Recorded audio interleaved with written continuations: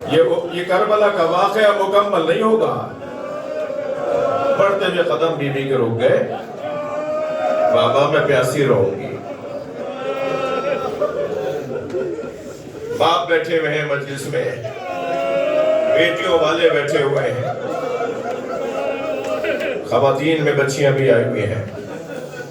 بچیاں اپنے باپ سے زیادہ جڑی رہتی ہیں اور باپ بھی بیٹیوں سے زیادہ پیار کرتے ہیں۔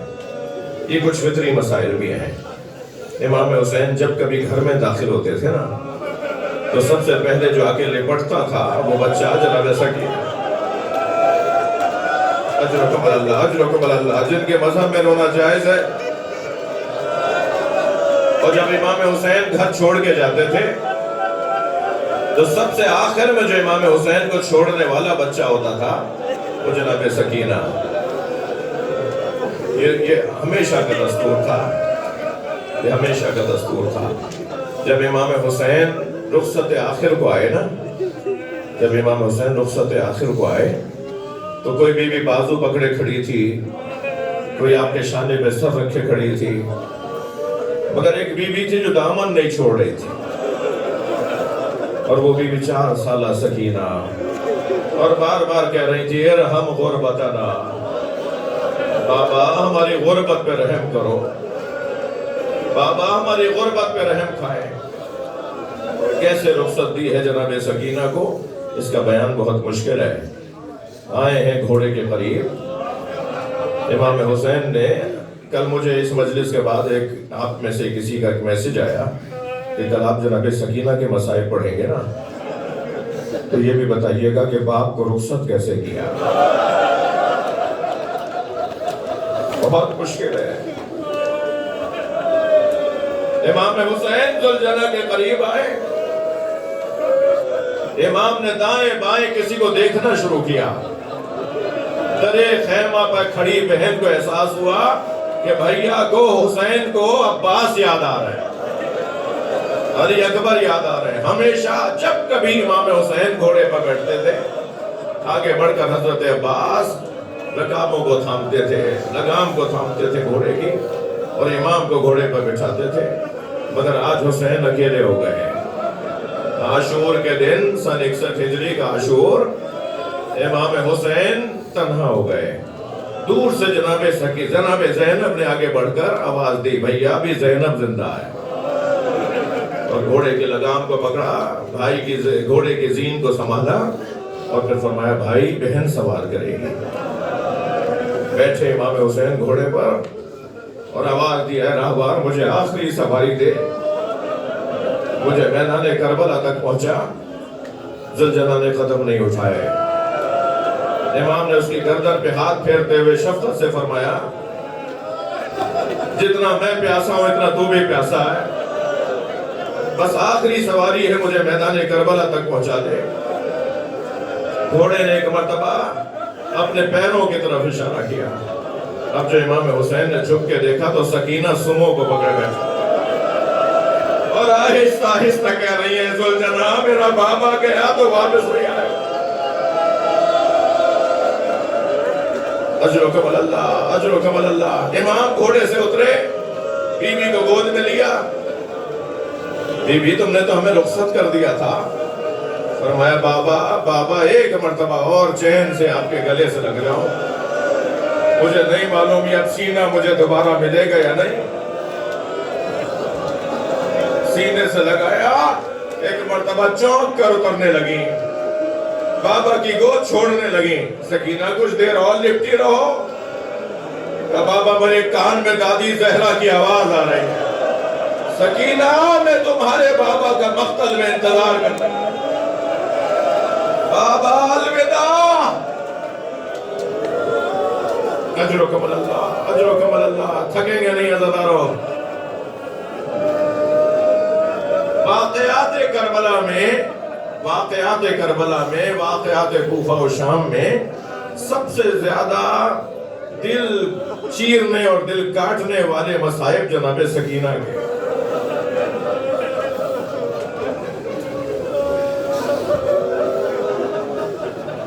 جب امام روانہ ہوئے تو بیوی کچھ دیر تک بابا کے گھوڑے کے نشان تک جاتی رہی. آگے بڑھ کر بیویوں نے گود میں لیا. دور سے کھڑے بابا کو جاتے دیکھ رہے ہیں. امام حسین نے آواز دی ان کان دین محمد لم یستقم الا بقتلی فیا سیوف خذینی. اگر دین محمد میرے قتل کے علاوہ بچنے والا نہیں ہے تو تلواروں آؤ میرے ٹکڑے ٹکڑے کر ڈالو. بھالو بچیوں آؤ میرے ٹکڑے ٹکڑے کر ڈالو. اجرکم اللہ اجرکم اللہ. جو احباب اور روشنیاں گل کرنا چاہ رہے تھے وہ اب کر دیں. آواز آئی آؤ تیرو بھالو بچیوں میرے ٹکڑے کر ڈالو. امام حسین کے اوپر حملہ ہوا. امام نے حملے کا جواب دیا. امام نے حملے کا جواب دیا اور ایسا جواب دیا کہ کچھ دیر میں ہی بتایا کہ میں کس کا بیٹا ہوں. فوجیں فرار کرتی نظر آ رہی ہیں. علمان علمان کی آوازیں بلند ہیں. جہاں امام حسین گھوڑا موڑتے ہیں وہاں سے سپاہی بھاگنے لگتے ہیں. اجرکم اللہ. ایک مسافر ہے جو 6 مہینے کے بعد کوفے میں اپنے شہر میں داخل ہوا ہے.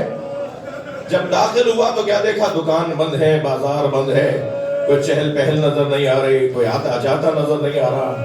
یہ سوچتے ہوئے گھر میں داخل ہوا کہ کیا کوفے میں کوئی طاعون آ گیا, کوئی بیماری آ گئی, کوئی وبا آ گئی, سارا کوفہ کہاں چلا گیا. وہ کہتا ہے کہ میں جب گھر میں داخل ہوا تو بیٹی نے بڑھ کر استقبال کیا. تو بیٹی سے میں نے پہلا سوال یہ کیا کہ بیٹا میں تو 6 مہینے بعد شہر میں واپس آیا ہوں, یہ کوفے والے کہاں چلے گئے؟ کہ بابا آپ دوبارہ سے تجدید قوہ کیجئے اور گھوڑا کو تیار کر کے چلے جائیے. کچھ ہی فاصلے پر ایک بیابان ہے جیسے کرب و بلا کہتے ہیں, وہاں ایک باغی نے خروج کیا ہے. حاکم کا اعلان یہ ہے کہ اگر کوئی اسے مارنے نہ گیا تو اسے سزا دی جائے گی. بابا کہیں مخبری نہ ہو جائے کہ آپ گھر میں ہی رہ گئے اور باغی کو مارنے نہیں گئے. اس شخص کا نام ہے عبداللہ ابن عفیف ازدی. یہ کہتا ہے کہ بیٹا اس باغی کا نام کیا ہے؟ کہ بابا باغی کا نام نہیں بتایا جا رہا, حاکم کا اعلان یہ ہے اسے مارنے جانا ہے. عبداللہ کہتا ہے مجھے اپنی جان اپنی آبرو عزیز تھی, میں نے گھوڑا پھر تیار کیا, میں بیٹھ کے روانہ ہونے لگا تو بیٹی نے رخصت کرتے ہوئے کہا بابا آپ جنگ پر جا رہے ہیں نا, جنگوں میں تو مال غنیمت بھی ملتا ہے, اگر مال غنیمت میں عقیق یمنی مل جائے تو میرے لیے ضرور لے آئیے. اجرکم اللہ اجرکم اللہ.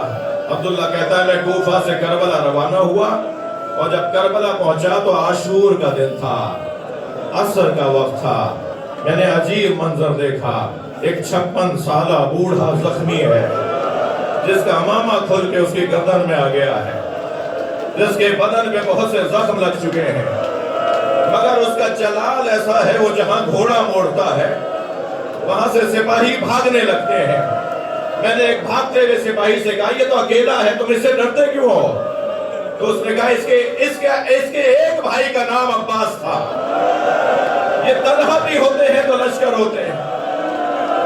عبداللہ کہتا ہے مجھے سمجھ میں نہیں آیا یہ کون ہے. کہتا ہے بس مجھے اتنا پتا تھا کہ اسے مار دوں گا تو جنگ ٹھنڈی پڑ جائے گی. تو کہتا ہے میں نے اپنا گھوڑا ان کے گھوڑے کے پیچھے لگایا, ابھی چند ذراع کے فاصلے پر ان کا گھوڑا تھا اور میں عقب میں ان کے قریب پہنچا تھا کہ میں نے تلوار نکال کے ارادہ کیا کہ حملہ کروں اور ان کا کام تمام کروں اور جنگ کو ختم کر دوں. کہتا ہے میں نے ارادہ کر کے تلوار کے دستے پہ ہاتھ ہی رکھا تھا کہ ایک مرتبہ انہوں نے مڑ کر مجھے دیکھا اور کہا عبداللہ قریب آؤ. عبداللہ کہتا ہے میرے ہاتھ میں کانپنے لگے یہ کون ہے؟ میں رکا تو پھر آواز آئی عبداللہ جلدی آؤ. میں پڑھنے کی ہمت نہیں کر رہا تھا, انہوں نے ہاتھ سے انگوٹھی اتاری اور کہا یہ عقیق یمنی ہے, اپنی بیٹی کو جا کے دینا اور کہنا میں باغی نہیں ہوں, میں نبی کا نواسا حسین, نانا کا دین بچانے کروا.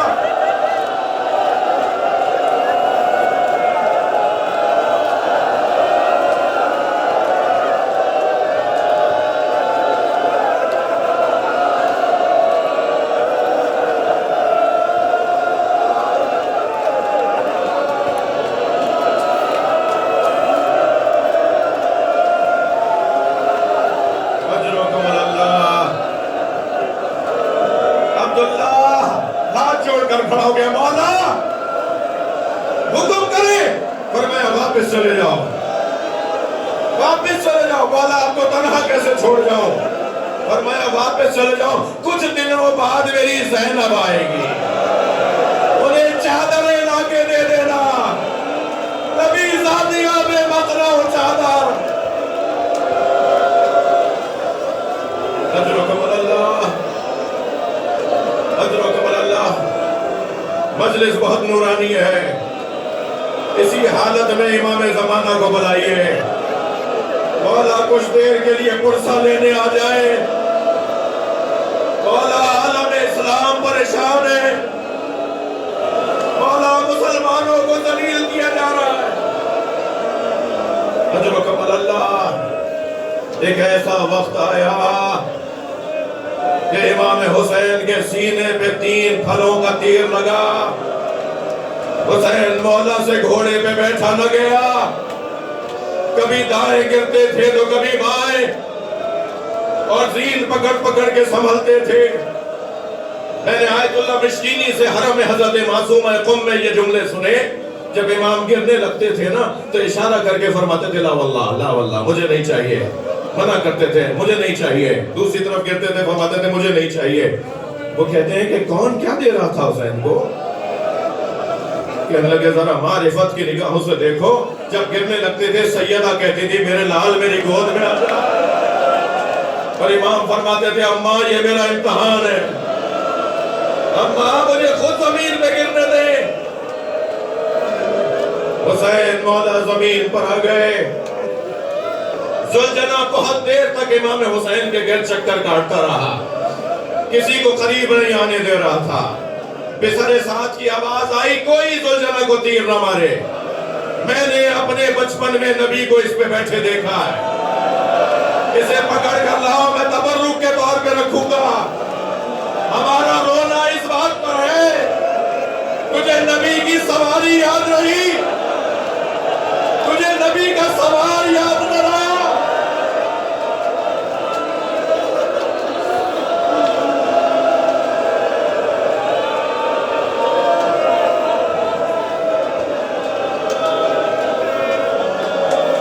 سپاہی آگے بڑھتے رہے ذوالجناح کو پکڑنے کے لیے۔ 80 سپاہیوں کو ذوالجناح نے زخمی کیا، یہ کسی کے قابو میں نہیں آ رہا تھا۔ جب دیکھا کہ یہ کسی کے قابو میں نہیں آ رہا، سپاہیوں کو زخمی کر رہا ہے، تو آواز دی گئی ذوالجناح کو چھوڑ دو، دیکھو کرتا کیا ہے۔ جب گھوڑے نے دیکھا نا کہ سپاہی پیچھے ہٹ رہے تو اس نے دائیں بائیں دیکھنا شروع کیا، رونے والوں یہ امام حسین سے دور ہو گیا تھا، تو دوڑا اسی طرف جہاں امام کو اتارا تھا، مگر آنے میں دیر ہو گئی تھی، امام کا سر کاٹا جا چکا تھا۔ ذوالجناح لاشوں کے درمیان ہر لاشے کو سونگنے گیا، ایک ایک لاشے کو سونگتا تھا، ایسا لگ رہا تھا جیسے اپنا پھول تلاش کر رہا ہو، اور اسی لاشے پہ رکا جو حسین کا لاشا تھا۔ امام کی رگوں سے خون نکل رہا تھا، اس نے اپنی پیشانی کو امام کے خون سے رنگین کیا، اور زمین کربلا پہ ایسے پیر مار رہا تھا جیسے ماتم کر رہا ہو، اور ایسے آوازیں نکال رہا تھا جیسے نوحے پڑھ رہا ہو۔ اور پھر اس کے بعد دوڑا ہے خیموں کی طرف، خیموں کی طرف دوڑا، خیموں میں ڈھونڈ رہا تھا سکینہ کہاں ہے، اسی خیمے میں رکا جس خیمے میں سکینہ تھی۔ بی بی نے بابا کے گھوڑے کی آہٹ سنی، خیمے سے باہر آئی، ذوالجناح نے گردن جھکا دی، بی بی نے گردن پر ہاتھ رکھا اور ایک سوال کیا، یا جواد ابی حل سقیا ابی ام قتل عطشانا، اے میرے بابا کے با وفا گھوڑے اتنا بتا پانی پلا کر مارا۔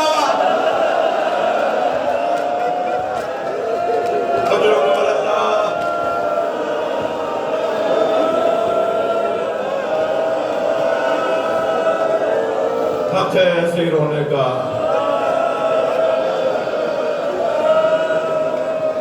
آج حسین کی عزادار بی بی کا ماتم ہے۔ یہ بچہ پوچھ سکتا ہے بی بی سکینہ کی شہادت کیسے ہوئی؟ میں بالابک کے ذریعے سے لبنان کے رستے سے شام گیا کچھ سال پہلے، تو بالابک کے شہر میں امام حسین کی 2 بیٹیوں کے مزار ہیں۔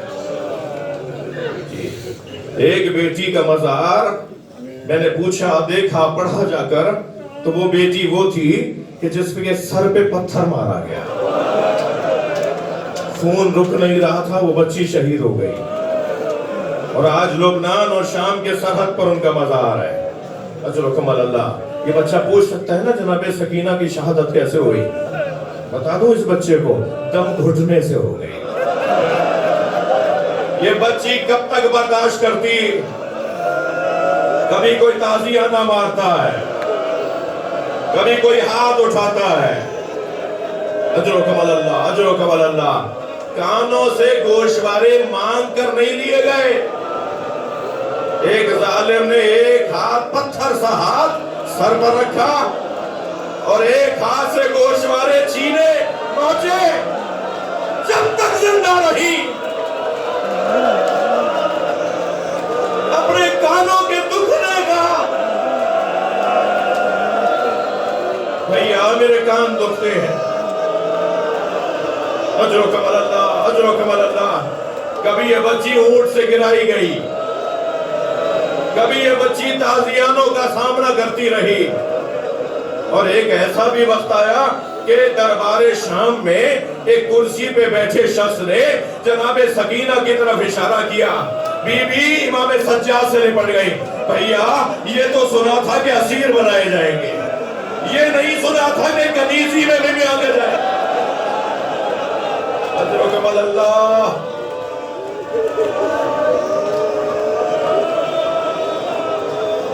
زندان شام، آدھی رات، اندھیرا، سوتے سوتے بیدار ہوئیں، اور کبھی زندان کے اس کونے میں، کبھی زندان کے اس کونے میں، اور آوازیں دیتی جا رہی تھی، بابا بابا بابا مجھے ساتھ لے جاؤ۔ کبھی جناب رباب سنبھالتی، کبھی جناب زینب سنبھالتی، سکینہ تم نے کوئی خواب دیکھا ہے؟ نہیں کبھی اماں میرے بابا آئے تھے، ابھی میرے ساتھ میرے پاس بیٹھے تھے، مجھ سے کہہ رہے تھے میں تمہیں لینے آیا ہوں۔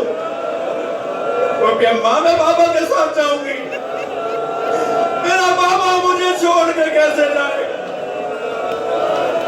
بچی نے بابا بابا کی آوازیں بلند کی۔ دربار سے سر حسین بھیجا گیا۔ جب سر امام حسین کو کنیزیں لے کر آئیں اور وسط زندان میں سر کو رکھا گیا، رومال ہٹایا گیا، تو امام سجاد کی آواز آئی، سکینہ بابا آ گئے۔ مجھ سے بیان نہیں ہو پائے گا، بی بی جہاں بیٹھی تھی وہاں سے اٹھی مگر گری، اٹھی پھر گری، اٹھتے گرتے بابا کے سر تک پہنچی، بابا کا سر گود میں لیا، غور سے دیکھ کے فرمایا، بابا آپ کی رگیں کس نے کاٹی؟ بابا یہ آپ کی پیشانی پہ پتھر کس نے مارا؟ بابا یہ آپ کے چہرے پہ کس کا خون ہے؟ یہ کہتی ہے، بابا جو آپ نے گوشوارے لیے تھے وہ چھین لیے، بابا مجھے تماچے مارتے، بابا مجھ پہ ہاتھ اٹھاتے۔ بچی بابا بابا کرتی کرتی سو گئی۔ امام سجاد قریب آئے، نبض پر ہاتھ رکھا، جناب زینب کو دیکھ کر فرمایا، اماں رباب کو سنبھالیے۔ آواز آئی، انا للہ